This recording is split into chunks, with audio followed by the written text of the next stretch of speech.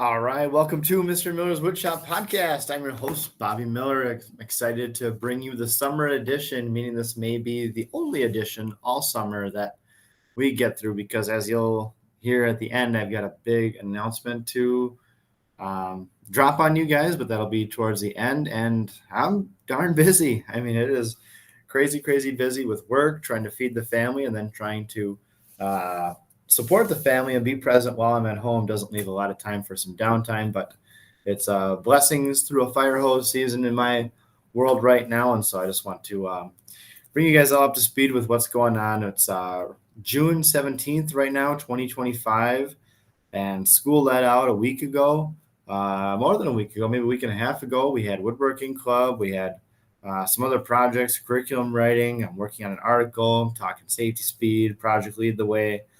New format for next year, double overload for me, and then maybe something personal that very few people in the world even know right now, which is pretty cool. So before we get to all that, make sure you like, comment, subscribe, share this with someone that would be interested in it.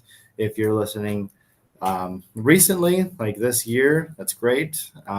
If you are someone who is listening years from now, okay, not even 2025, still don't hesitate to reach out. Okay, I'm sure I'm still going to be here doing this unless they hand me my walk-in papers, but I have made it. I love what I get to do. I will still be here. Okay, so you can go on the school's website. If I'm not even at this school, I'm going to be sad, but I'm going to be a shop teacher. I'm not going into politics. I'm not going into administration. I'm just so darn happy doing this, and it provides for my family, and I am home at 3 o'clock every single day. And so how can you beat that? And so if you are someone who is, whenever you're listening to this, if you want to get in contact, if you want to collaborate on something, just let me know. Okay, I'm always here. I'm excited. So school's out for summer. Last week we had woodworking club. We made these. I got my prototype right here. If you're looking on video, I'm holding up a beautiful boat or pizza peel. I did this little cute thing on Instagram and LinkedIn and Twitter of where I had little teasers of like, okay, how are we cutting this handle out? Okay, why are we sharpening the ends of it? And so a bunch of people were guessing, and most people kind of got it. But since it's a project I kind of invented my own, nobody was really set up for guessing correctly. So I think that's just a funny kind of thing, but it went very well. The format was we had 4 days, 3 hours each day. I ran a session in the morning and a session in the afternoon, which gave some kids some flexibility if they were going out of town. Didn't love doing it that way because then I had some more things to think about. But I mean, blessed are the flexible because they will bend, right? So worked out great. I kind of discovered towards the end, nothing went wrong. And that was great. No machines broke down. We've got an awesome shop here. I was able to spread kids out so we weren't backlogged on the bandsaws or sanders. And that was one thing I anticipated. I thought ahead about it. Okay. I had kids start at different places on each day. And we ended up with the last basically day and a half of really trying to think about what we could do. And so I gave about an hour presentation on the current state of the woodworking industry. And if kids were interested in that, I don't really know, but I don't think they're hearing this anywhere else. And so kind of walked them through where it's at, what you can do as a professional. Some of these kids are like 14, so they're probably not even really thinking that stage right at this point, but walked them through all that, how to go about finding a job, how to make contacts. And so about an hour talk on that, which is fulfilling for me because I love doing this. In fact, the volunteer that helps me out every single day, Kurt, saw me in this setting where we've got maybe 8 kids that I'd be working with at a time, and small group, and we're just talking about how to make the shape of your paddle. Okay, and so I've got the jigs out, I've got the measuring tools out, and I'm showing how to lay this thing out, and like I'm having so much fun. And he saw that in me. It was probably the biggest compliment I got all week, even despite the parents singing my praises. And we had a recent award here that I won, and so they were talking about that. But like the best compliment I got was that Kurt said, "I'm really enjoying myself working with the smaller groups. And you kind of mentioned how during the school year, I've got 25 kids running around the shop. There's a lot of teacher things that I need to do, and behavior management is what that means. And it's not my favorite, but it's part of the gig, right? And I'm honestly really good at it. I can take a kid that just hates school, and we went through the podcast series, right? That kid. And so I'm very grateful I get to work with those kids, but sometimes it's just fun to show a kid how to make something and not have to have like ulterior motives and make an analogy to like, well, now you should also listen to your social studies teacher because Baltic birch plywood is not as plentiful because of what's going on with Russia and Ukraine. Blah, blah, blah. Like that's fine and all, right? But it was just fun to talk strictly about the content. So yeah, woodworking club was really good. It was fun. I'll do it again next year in the summer. But it was kind of neat. This is my second year doing it, and the head of community education came down, which this is a person in we're the biggest district in the state. This is a person like you hardly ever get an email back from her, and so it was cool that she came here while we were working. And she came at one of the slower times. We were cleaning up and it was between the sessions. And so we really had some good time to talk. We didn't get much cleaning up done, however. So it was good she came early in the week because we spent a good hour towards the end of the week cleaning up. But she comes and she thanks me for doing this and putting this on. This is helping feed my family. I'm grateful that I can have this extra week of work. And, we start kind of spitballing ideas about parent and me class are really popular. She watches national trends and what other community ed classes are doing across the country.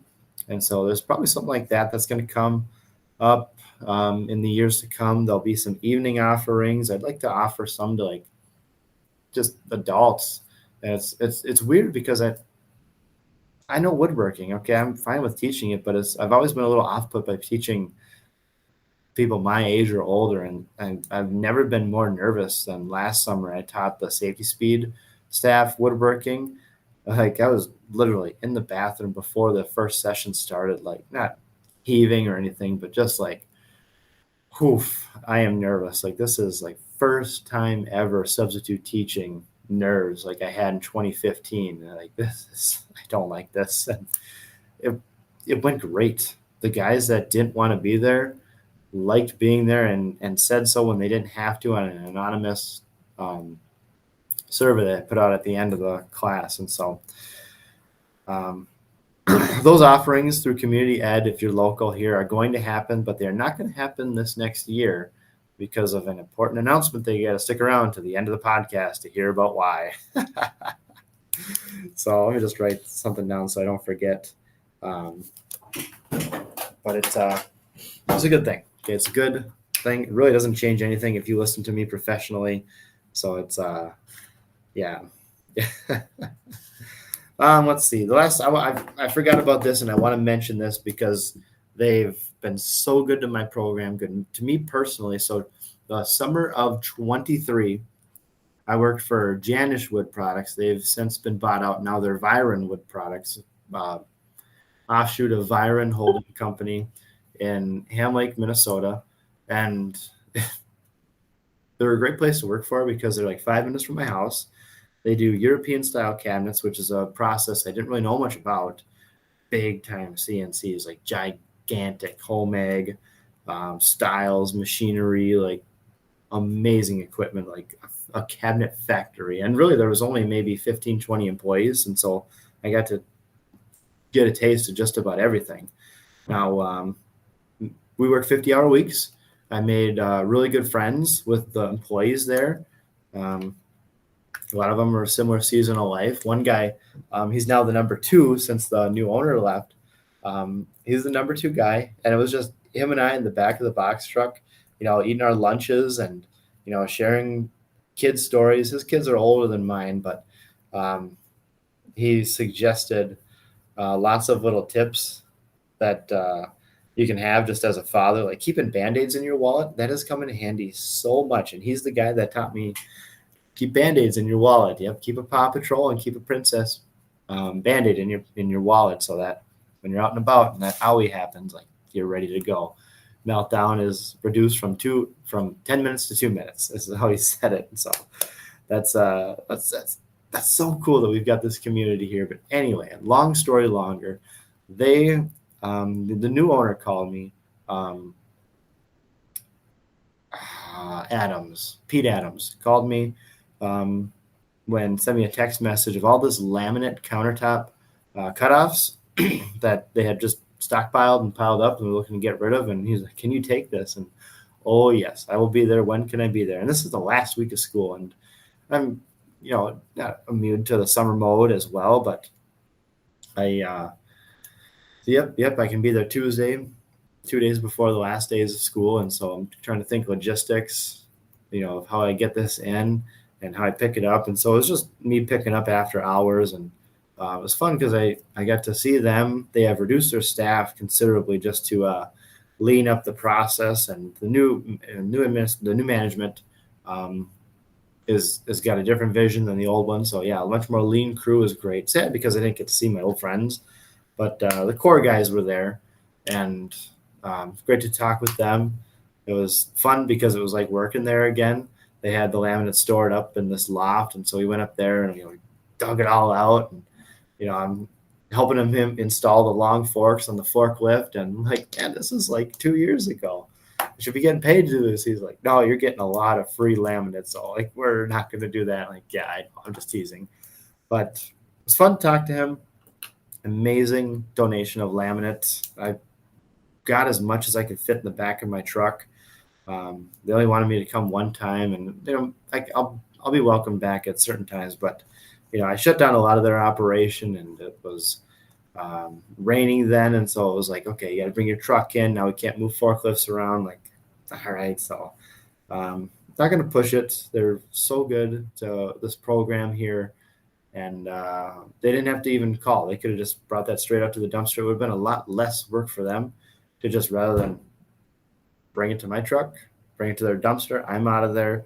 They're gone, and their headache is out of there. And I'm hopeful to get them a tax rebate or write-off or whatever those things are. I've done in the past because they've donated solid surface material, and so we've done a value match kind of thing where we take measurements of it. I was not able to get that this year because the students were gone, and I'm not able to catalog all that stuff myself. I probably got 100 pieces of laminate, different sizes, and the fall we'll definitely catalog that so that we know exactly how much we've got. But that'll be talked about probably at our advisory board meeting. So if you're local, think about attending our advisory board meeting. It's on October 20th. So look forward to that. That'll be a big date, and it'll come real quick as soon as we get back rolling in September. It's going to come up real fast. So thank you, Byron. And we'll look forward to more partnerships. Anyway, currently I am curriculum writing at later this morning. So no teachers seem to want to work before 10 a.m. in the summer. So I'm here working and putting this together for you because it's fun for me. Maybe it's therapeutic. I don't know if anybody will ever actually get some real value from this. I know my family listens to it. I got, oddly enough, a weird following in Australia where a bunch of people listen, and that's great. Okay, fine. But I'm curriculum writing, matching standards. I'm actually writing for classes I don't feel I'm qualified for, but no one else was willing to do it. And I really feel you don't want the wrong people to be writing your standards and telling you what you ought to teach. And so I'm here. It's a paid position, so I enjoy that money so that I can feed my family. I'm not driving a Porsche. I drive a 12-year-old truck, and my wife drives a 13-year-old minivan. Like we're not Rockefellers by any means, but we make it work. And so I'm grateful for the opportunity to curriculum write. It's just so funny because it doesn't seem like it's moving the ball much, but I know it helps with program approval, getting the right standards to apply to what you're teaching. It does matter, as my thoughts on this have changed. At times it's like, well, this doesn't really even matter, but it's also been explained to me, like, if this isn't here, our program doesn't approve, we don't get funding, we can't pay you, you're fired. So that's a little bit too about that whole bigger picture of like bring back shop class, right? So we'll talk about that here in a minute because I'm writing an article, hoping to publish the article somewhere more than just my LinkedIn page about shop classes and where they've been and where they're going, and the error I think a lot of people make in trying to take on the mantle alone. But I'll be curriculum writing here the next couple days. I've got some more trainings to do. I'll be at Safety Speed this summer again. I'm really looking forward to that because that is such a great company. I was at the DMV about a month ago, updating my license, and I've got a Safety Speed shirt on because that's what I can wear at school, and I appreciate the collared shirt. Summer, so I don't got a collar on right now, but I do have the Janice shirt on right now. So if you're on video, you'll want to be on video here if you can be in the next couple minutes too, by the way. Watching this on video. If not, whatever, I'll just do my best to explain here. But I'm at the DMV, got the Safety Speed shirt on, and my wife and I have all three of our kids, 4, 2, and 1, and we're making a scene, and they're not misbehaving or anything, but it's just the DMV. It's a lot of waiting, and Minnesota, it's no different. They do a great job. I will say that one gal was very rude to us that was at the counter, but whatever. It's a DMV. You kind of know what you're getting into, but everybody around us was kind of enjoying the sight and the view and all the craziness going on. But one gal came up to me and said, "Do you work at Safety Speed?" And I said, "Oh, I did." And at the time we were negotiating if I was coming back, and I'm like, I really hope I can come back this summer because I think the world of them. And she just said, "Yes, I worked there for 30 years. Please tell Brian and Ron and a bunch of the other guys, please tell them that Sandy said hi the next time you're there." And, oh gosh, they're just the wonderful salt of the earth people. And she retired. We caught her eye because my kids are going ballistic, and she said, "Oh, her grandkids are just the same way. They're so cute, and they wouldn't do well here either." But you think if you work at a place for 30 years and you're retired, you don't have any reason to sing the praises of a organization, and yet she felt the need to not just talk about the grandkids or whatever. It was pretty neat, and especially saying I'm not an employee there. I got the shirt. Anyway, kind of the big reveal is going to happen at the end of the episode, but the next frontier of where I want to take my career is writing. So I love Woodshop magazine. I love Wood magazine. I love fine woodworking. I love the Family Handyman. I love these traditional print magazines. And I know we're a digital age now, and you can just write and post anything on LinkedIn, but who actually reads that? And the actual publications, I hope stick around. I know there's been a lot of turnover and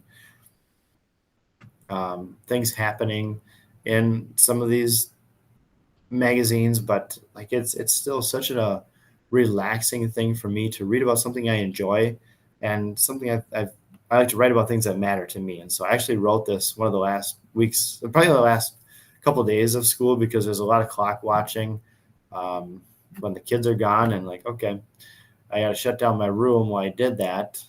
I can't leave. So I wrote up this article, and I'm going to attempt to share my screen right here. Let's see, Chrome tab, entire screen. So if you're here online with me, you'll get to see a rough draft of the article that I wrote.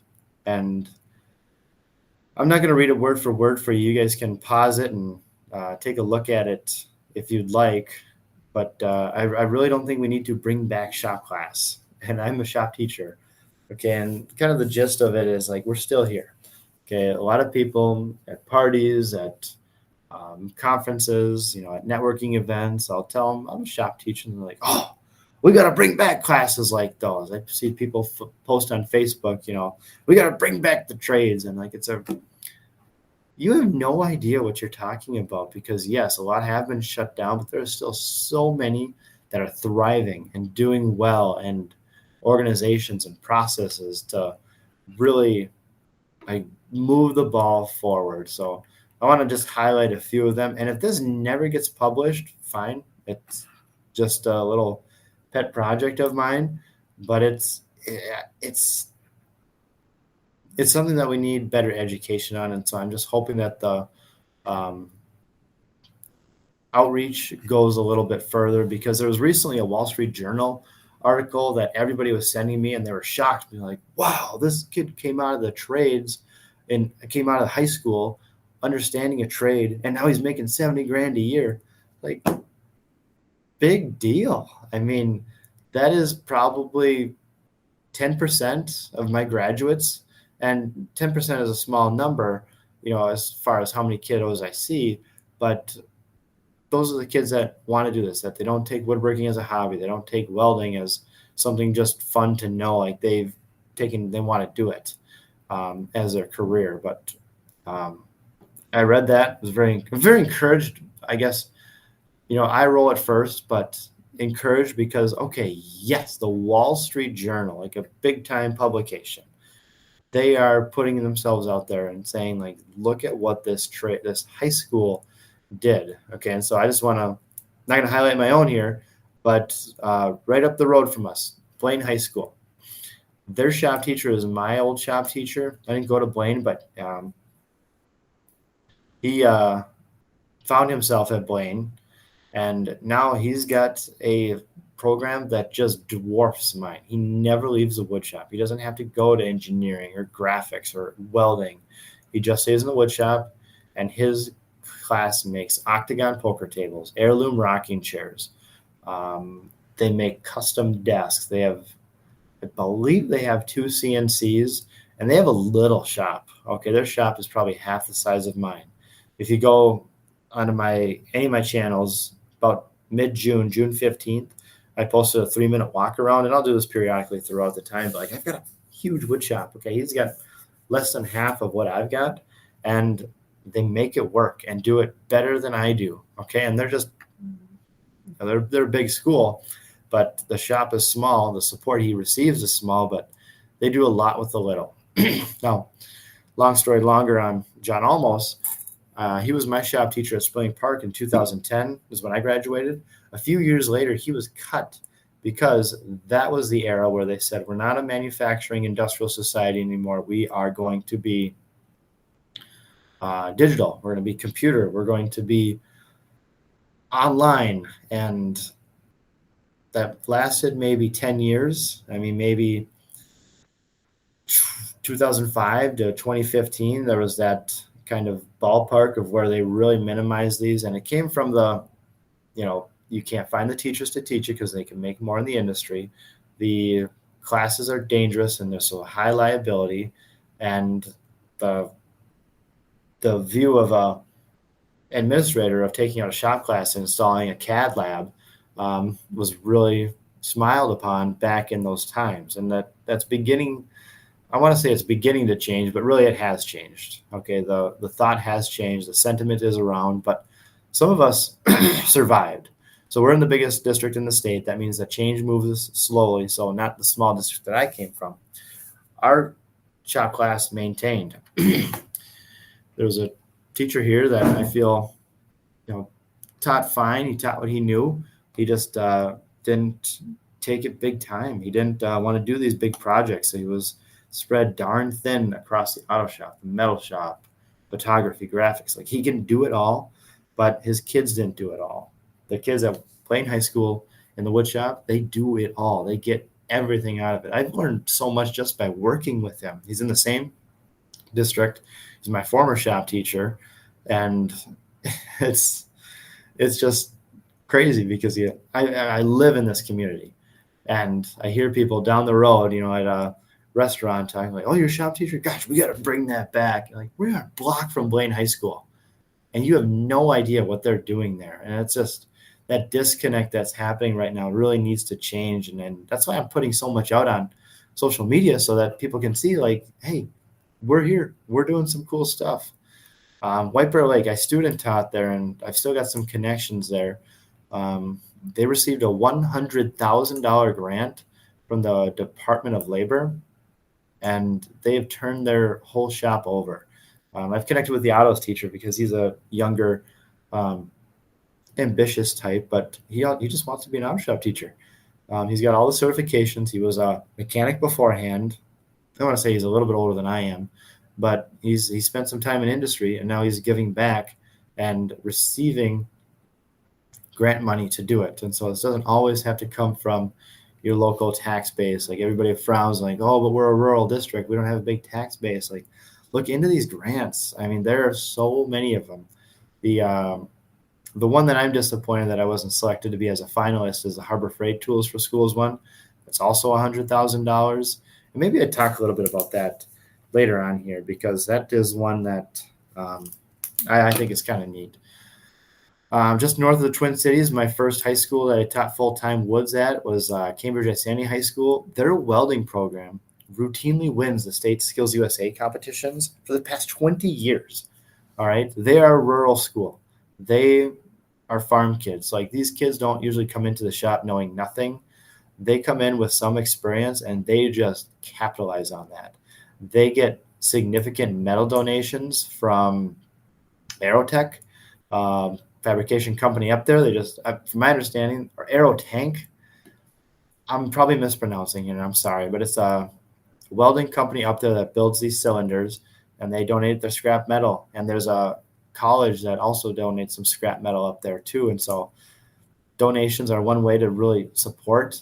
You know, your Facebook post is great. It helps awareness, but really it could be disinformation too, of like, we need to bring back shop class. Like you say that and you do nothing about it. Shop classes are here. They're thriving in your community. And you're just, I don't know. It's just my frustration the last 10 years is just kind of boiled up into this. But anyway, I could go on and list other programs right in my area, but across the country too. They are resilient. The skilled trades are resilient. And so competitions like Skills USA, Super Mileage, First Robotics, Woodworkers Guilds across the country, state fairs are showcasing what's happening in these classes. Huge grants like the ones that I've talked about already. Federal Perkins dollars pays for a third of my salary. Doesn't mean I get 30% more. It just means that the district doesn't have to support that. So that the federal dollars are coming in. It's such a cool thing, right? And I'm not a lawyer, so I guess this is kind of coming at you like an argument, but just to see that the structure is here. Recently, I met with the National Woods Board's new chair, John Letourneau, Brian Donahue, president of Safety Speed, but he's also the treasurer of the Wood Industry Association. And then Jessica Friesman, she is from the Wood Machinery. I'm blanking on the name of her company. She's high up in sales, or she owns it, or her father owns it, or something like that. But she's also stretched between these two boards. She's on the National Woods Board and the Wood Industry Association, and these two associations are basically doing the same thing. And so this meeting was kind of some big vision, getting to know you stuff, and it was great because we're all right here in the Twin Cities metro area. All these, I'm not included in this, but all these big hitters, and then me just on the front lines of this, talking about what could make the impact, and they're scratching their heads because nobody took their scholarship money. And like, yeah, these kids are getting $70,000 to go work at the company down the road from their house. Why would they need your $250? And I said it more kindly than that to them. But, I showed them that,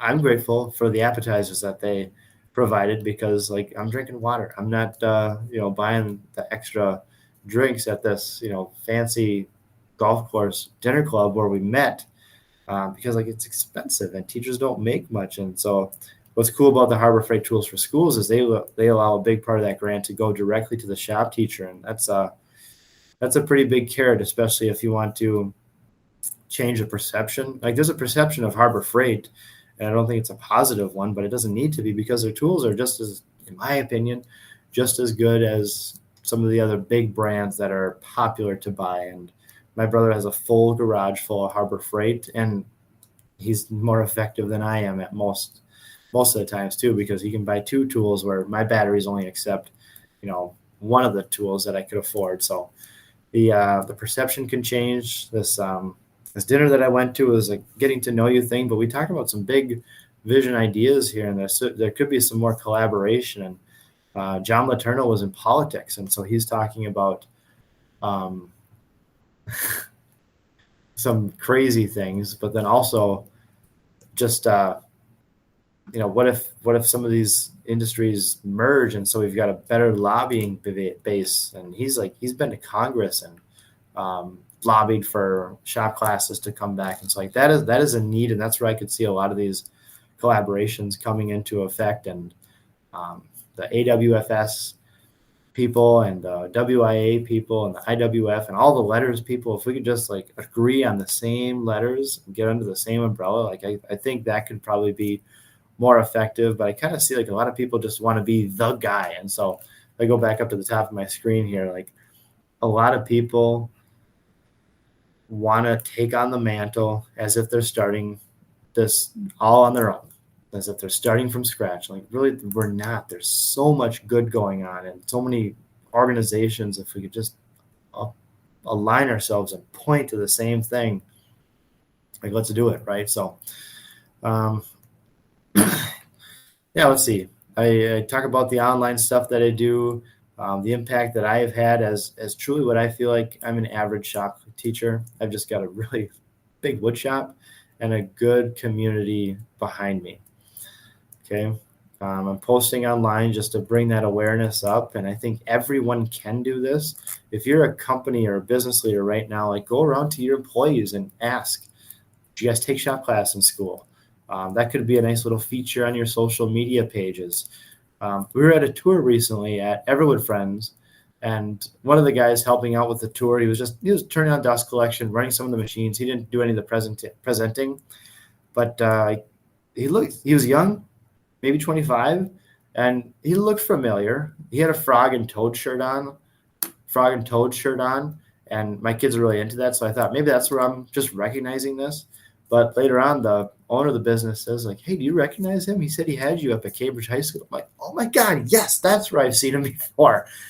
He's got a beard now, and his hair is longer, and he's aged 8 years, and that's just funny. But I encourage her because she has got a big online following. Like, let's showcase this online. That could be so cool. I talk about the importance of industry partnerships. The local approach. Actually, the local approach, like what's going on down the road? Are you just, knocking them back, complaining about shop classes going away while they're going away? Or do you not even know there's a thriving shop class down the road from you that you could help, but you've never reached out? So, I don't know. Maybe this, if you're still watching online, you've probably read the whole thing. This will probably change. This is a rough draft. And so my strategy here to get this published is, not a great one, probably because I know very little people, but the people I do know. So, for instance, George Von Driska, he's of the Woodworkers Guild of America. He's like their big time guy, and he's larger than life in the woodworking industry. He came and spoke to my class last year, which was like childhood hero coming in, right? And so it's cool that we have that connection now. When I called him about this project, he answered the phone and said, "Hey, Bobby, how's it going?" And I literally dropped the phone because I did not think he was going to remember me or save my number, and he did. So like that speaks to his character. But man, I could not believe. Anyway, like it's cool that he knows who I am because I've showed his safety videos to my classes for the last 10 years. I talked with him about this and kind of shared this has been on my mind. It's been on my heart for many, many months, and I've kind of organized all my thoughts on this. And he's one with connections, and so he said he would ask some of the people at some of the publications that he knows. He thinks that they can get it published on the guild site, and he did mention though that they've got no money for paying writers for the guild, and I hadn't even considered that. Now I'm considering it because that would be really fun. But really, I just want this out there.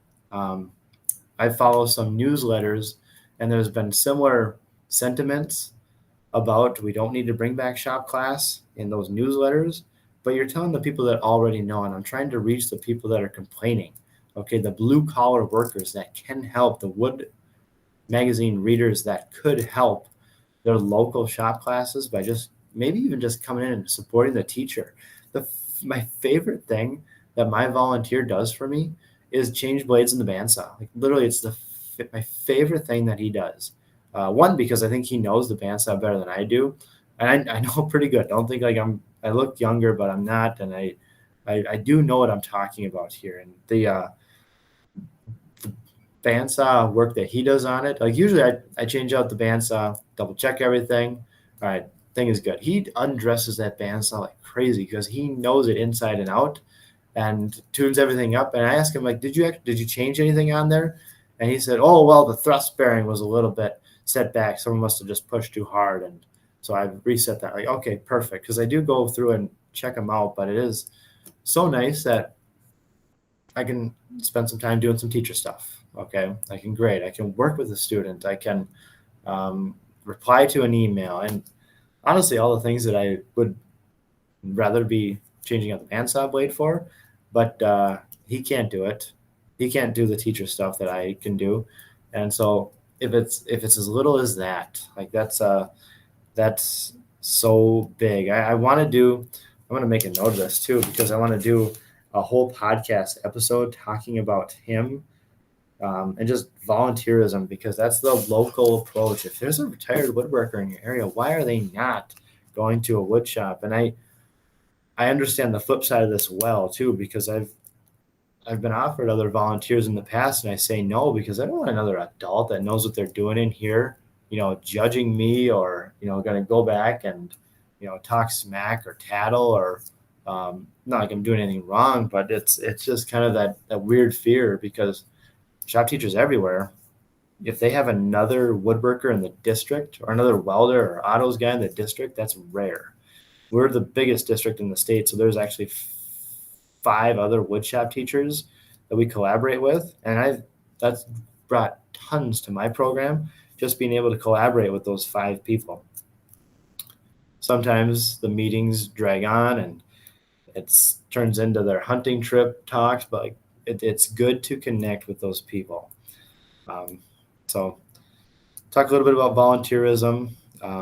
So the power of local engagement, I think, is where the future of shop class success lies. It's really brought forward by the national campaigns, the big articles, but really the local hands in the community, I think, is what's going to make a stronger shop class experience to give kids better skilled trades and a better understanding of the industry too. When we go on our industry tours, like people see, oh wow, that's what that guy does. That looks like fun, or they go on a different tour and like, no, I am not sanding panels all day long. And cool, all right. So you'll want to, hopefully develop some other skills as well. Entrepreneurial skills, managing skills, budget skills. If you like this stuff, there's a lot of other stuff. So that's the article. Maybe you read through it if you're here with me. It's 3 pages. It's probably one of the biggest papers I've written in a long time. So I'm gonna stop sharing my screen, and you guys can see my beautiful face again here. If still recording, that's good. But yeah, that's what I am working on. Getting that out, and if it never does get out, big deal. Okay, I mean, I was a goalie in hockey. It's the most important thing in the world to me of not letting that puck in. But once it goes in, hey, no big deal. All right, it's important to me now. Okay, but if it doesn't work out, move on. Let's see. The rest of the summer here, I'm at Safety Speed. I will also be at the AWFS show in Las Vegas. That's the American Wood Furnishing and Suppliers Show. It's one of the biggest ones in the hemisphere. Every other year they meet in Las Vegas, and I'm speaking at it, which is really nice because then they help cover some of the stuff, money to get down there and whatnot, which I should make a note to do. Because it's all reimbursement. So I actually got to be the one to book the flight, and I've never actually booked a flight. So maybe I'll have some of the Safety Speed guys help me book that flight, but I'll be down there. Please reach out if you want to connect. My goal is to go to IWF and AWFS every summer. Granted, any kind of big personal catastrophes, I should be down there. So if you're listening to this in the years to come, reach out. Maybe if it's close by, maybe I'll If it's close in the season, like maybe I'll know if I'm going, if I'll be speaking, if I'll be attending. And personally, I'm just looking forward to attending. I've got a lot to share. I've got a good method that I don't think a lot of other shop teachers are doing, and so that's my claim to brilliance and what got me there. But I'm more excited to hear about, what's going on with the closets, and is it all cabinets? No, it's closets now. And what are the wood coatings, the wood-based coating, the water-based wood coatings, like that kind of stuff just, I don't know, puts me like a kid in the candy store again. And so that's what I'm looking forward to. I'm presenting with Mark Smith, the Wood Industry Association Wooden Globe Educator of the Year in 2024.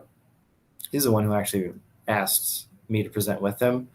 So he probably knows.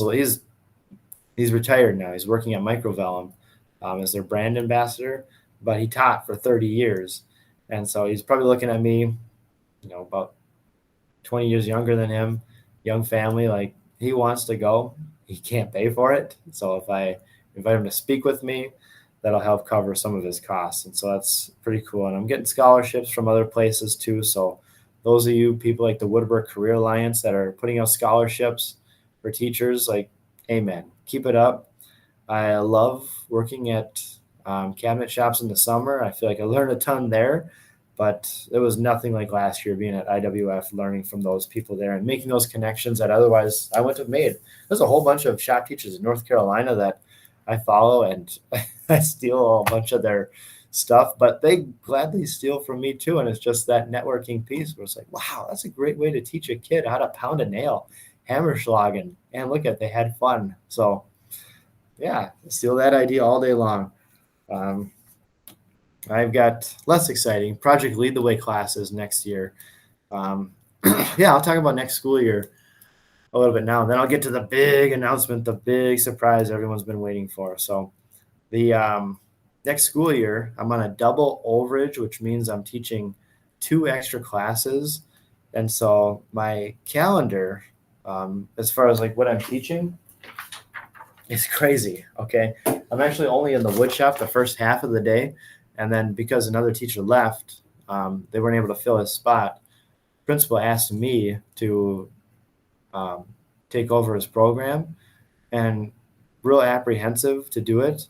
But they actually cut a significant portion of the woodshop this year to help keep other teachers full time. And while I, big philosophically don't agree with that, I know these people who would have been cut, and my principal knows them, and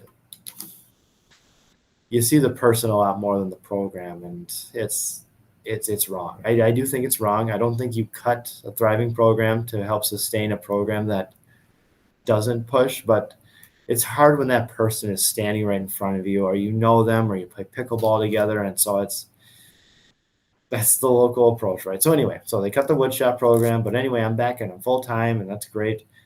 This teacher says he's going to leave, and he did it professionally. He's a great guy. He's shared all his stuff with me, but the engineering classes need a teacher, and so that's Project Lead the Way. There's a big backer behind that. We're a biomed school, and so it's a big part of our identity as a school. So that's going to be me next year. But anyway, long story longer. That gives me a double overload. So the first half of the day I'm in the wood shop.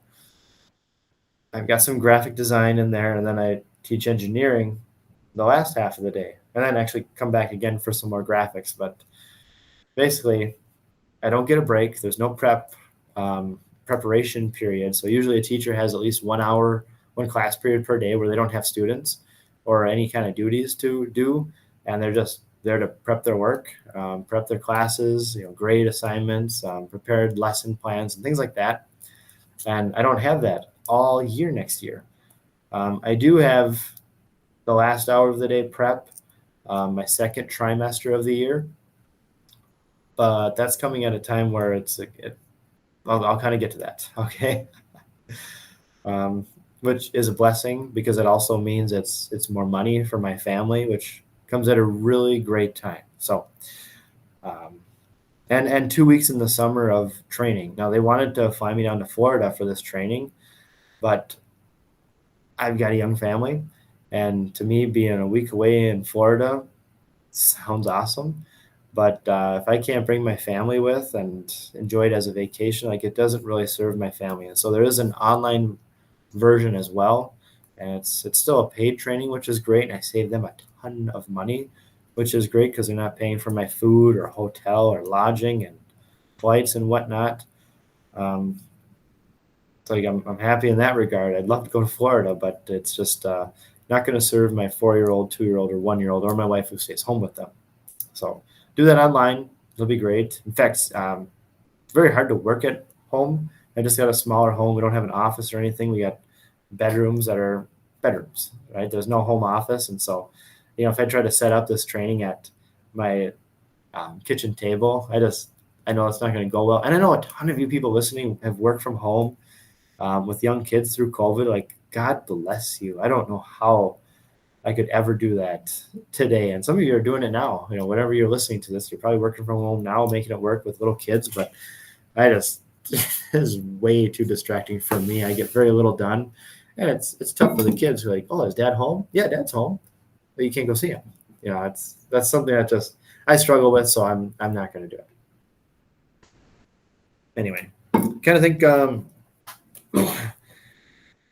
yeah, let's get to the big kahuna, because the rest of this that I got to kind of talk about kind of relates back to what's going on here. So I believe our due date is a couple days before Christmas. My wife has gone early, my wife has gone late, but we are expecting a baby in Christmas time 2025. And so that's why I'm not doing a woodworking club in the evening or parent and me classes and the 25-26 school year. Just the classes that I'm going to have is really it's going to be crazy. It's going to be crazy. But I kind of feel after my third was born, like, yeah, all the guardrails are off. Like, it's crazy. I work from the time I wake up to the time I go to bed. If that's woodworking, if that's students, if that's my children, if that's taking my wife out on a date, that's not work. Don't hear that that's work, but it's a really great thing. I feel like this is a time in my life where the blessings have just come through a fire hose, and 4 kids in 5 years is crazy. My first was born October 20th, or excuse me, October of 2020. Okay. And this one will be born just over 5 years later, which is so wild, so crazy. But I'm so happy. I'm so happy. Tomorrow we're actually having our gender reveal party, which we're trying not to burn down the whole state. Canada just burnt down, and so we're not going to have any kind of fire or any kind of thing like that. My daughter's going to bite into a cupcake and reveal the color, and my wife and I know, but the rest of the world doesn't know. I take that back. The afternoon session of Woodworking Club knows, because we got the results via email, and we were going to wait till our kids went to bed and open it together in the evening. But I was on my lunch break, and I was actually out buying her flowers, to kind of celebrate this occasion. It was her birthday, and the results came in. Okay. And she texted me a picture of it, and she said, I'm not going to open it until you come home. Like, I call her, like, I want you to open it right now, but do not mess with me. I'm a big jokester. She can be too. She tries anyway. And I said, do not mess with me. Do not say the other words. And so she opens the email, and we find out who it is.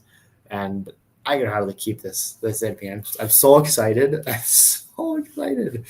I would have been excited anyway. Happy for a healthy baby, but I'm just so excited for this new family dynamic that's gonna breathe into our family. And so I couldn't keep that in. I got back from lunch break. The kids were waiting for me, and we had like 5 minutes. And so we're waiting on some of the kids. And I just said, okay, I cannot keep this in me anymore. I got to tell somebody. I called my wife on lunch break. We found out the gender of our baby, and it is up. And I told the class, I thought, okay, we're not doing our party until next Wednesday. I don't know any of you, but please don't tell anybody that I know. Okay, don't tell anybody. So I guess I've told 5 teenagers. My wife has told nobody. Church last Sunday, I was joking, like, oh, did Cassie tell you? Did my wife tell you what we're having? And no, and just being a wise guy. So I'm so happy. If that doesn't come across, like, I'm So happy. My wife is amazing. She stays home with my kids. And so next year, okay, we're talking next year. Sorry to go so personal sidebar. I could talk way longer about my kids and my family and just the awesome things that we get to do. That is without a doubt my favorite thing to talk about. When I'm at parties and whatnot, a lot of people want to talk about this and what I'm doing online. Like, I don't care. I do care. Okay, I do care. I care greatly about this, but like, I want to talk about our kids. Like, do you see your daughter's like wrestling my son right now, and she's losing, and we should go talk about that and process with them and be engaged with them. Oh, they're going out and swing. Let's go swing them on the, push them on the swings. And, I dig that stuff so much. And I just so grateful for where I'm at. But anyway, next year, focus, Miller, next year with the Project Lead the Way engineering classes with my double overload and the Christmas baby. This format is going to go, I'll probably do a couple summer attempts at this at 10-minute check-ins.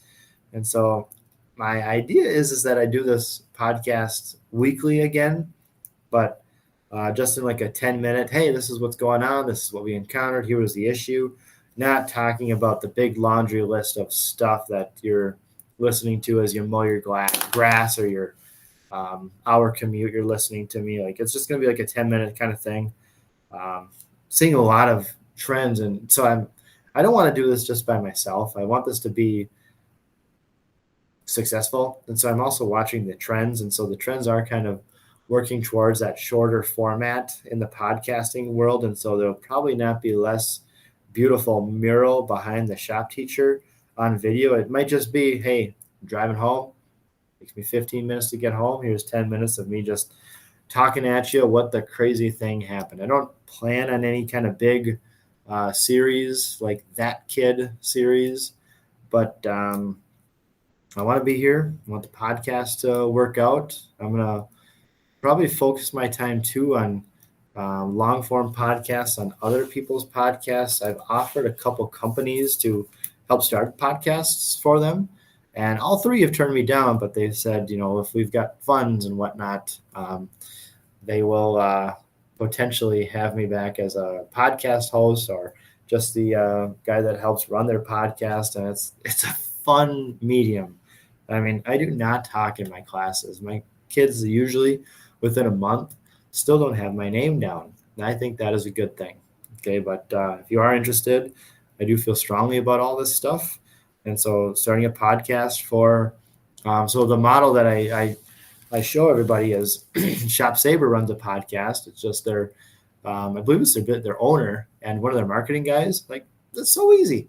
1 hour a week. They just shut down things and talk over lunch, and they talk about, their kids in hockey, or they talk about their weekend barbecue plans, and also what's going on in the CNC world and trade shows and business trends and the way that their efficiency, or if they've got any new component on their machines, they talk about it. And what a great sales opportunity too, when someone calls and asks, oh, hey, I'm interested about this. Oh, but I don't have time to talk. I don't want you to sell it to me. Like, okay, fine. Yeah. Oh, here's a podcast of us talking about specifically that. So I want to, drum up more interest in the trades. And so the Cabinet Makers Association podcast, Pro Cabinet Maker, went on that one. Disrupt Education, that's a teacher podcast, kind of focused in the work-based learning side of things, but they have on big ticket people, and they took me on, which is crazy because I'm just this little pipsqueak shop teacher. But I've got a decent method for teaching, and so that's pretty cool. I was on the Woodworking Network podcast. I find a lot of value in those because not many people listen. Thank you to those of you in Australia, North Carolina, and Michigan, and Chicago. All right. Shout out to all you people. I can see on my analytics where people are listening, and it might be wrong if they've got a VPN going somewhere else. So that might be where all the Australians are coming from. But I honestly think it's the Cabmaster guys. Shared a booth with them at IWF, got to know them. We hung out afterwards, went out to dinner, and so became friends with them. Maybe they're just interested in see what kind of crazy things I got going on now. But Yeah, it's going to be a year, that's for sure. A lot of blessings through a fire hose. And I guess the last little thing I'll leave, if you've listened to me at this point, you've bought in, you know what I'm all about. I'm a Christian. Okay, I love the Lord. I've got lots of things that, trying to show that who I am. And the if you're a teacher, and you've ever gotten like any big news, um, honestly, it's happened to me so many times. It's comical, where I've gotten huge news right before I go teach. Like, it's challenging, okay, and it's very hard to like go from personal mode, like huge news dropped on you, to, hey, can you help me set up the router table? Yeah, man, let's do this. Like, I'm crying at times, trying to do this kind of stuff, but I think that the Lord's with me. Um, I ask that He's with me every day. When my wife dropped the news on me that she was pregnant, we were not trying. Okay, we were actively trying not to. Okay, she is faithful. All my kids look exactly like me, so I don't have any kind of reason to think different. It's so silly just to say that, but those that listen to me, I know, will maybe not come from the same worldview.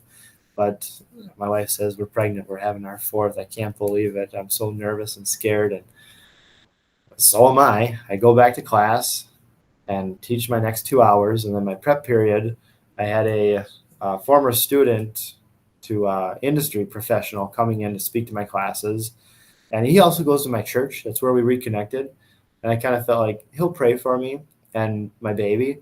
And so I told him, like, hey, we just found out today we're pregnant. We're probably like 5-6 weeks. And he's like, wow, dude, that's amazing. I'm so happy for you. He's got one kid, and he wants to have 12 kids with his wife. Crazy, man, crazy. But it can happen, right? And so we had a side project that we were working on as well. We go through that, and I'm just in this fog, right? And I'm telling him too, like, dude, I'm nervous. I'm nervous. I'm not going to be able to make ends meet. And, will my wife have to go back to work? We'll have to sell a vehicle, but we need car seats, and we got to pay for those, and we got to keep the car so we can, have enough seats in the car. And, I'm kind of spiraling and freaking out. And then my principal comes in, who I've got a good relationship with. Okay, but it's a professional relationship, and so I wouldn't drop this on him, this big news. But he comes in and he says, I got a favor to ask you. And he's talking about the project Lead the Way. And it's like, okay, pile on. He says, now this will change your schedule for next year. I had a different schedule beforehand, one that I actually really liked, where I had long lunch break prep and time in the morning. And he says, now this is going to totally upend your schedule, but it'll mean 20% more paycheck for you. And okay, now that's starting to sound pretty darn good. And you do the quick math in your head and like, well, that actually covers the midwife. We have insurance that is going up next year. It covers that. Like, okay, we probably be able to keep the car and maybe even pay off one of the payments on it. And so it's cool too, because in that moment I was still, kind of freaking out in crisis. I told him that I'll do it. I'll do it with a smile. I'll be happy. I'd love to do it.